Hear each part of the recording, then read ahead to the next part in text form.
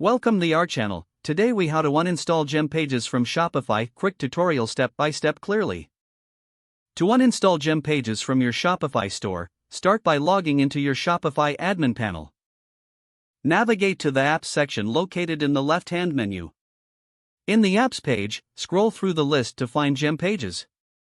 Once you locate GemPages, click on it to open the app. In the GemPages dashboard, look for the Settings or Options menu.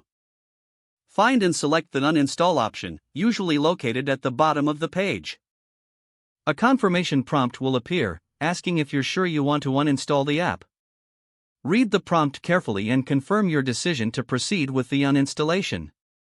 Once confirmed, the app will begin the uninstall process.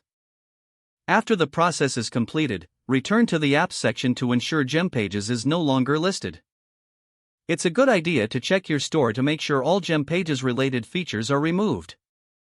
If applicable, review your store's theme settings to ensure no remnants of the app remain. And that's it. GemPages has now been successfully uninstalled from your Shopify store. If the page does not load, refresh the browser or try again in a private or incognito window. Make sure you are using the correct email address, then retype it carefully to avoid small typos. If your password is not accepted, use the reset option and create a new strong password you can remember. Check your spam folder for verification or security emails, then complete any requested confirmation steps. Enable two-factor authentication if available to improve account security and reduce unauthorized access risk. After signing in, review your profile details so your contact information and settings are accurate and current. If you see an error message, note it down and try again after restarting your device and internet connection. Log out when you finish, especially on shared devices, to keep your account and payment information secure. If the page does not load, refresh the browser or try again in a private or incognito window. Make sure you are using the correct email address, then retype it carefully to avoid small typos.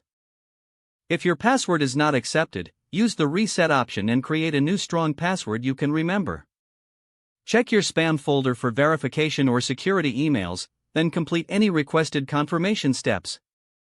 Enable two-factor authentication if available to improve account security and reduce unauthorized access risk. After signing in, review your profile details so your contact information and settings are accurate and current.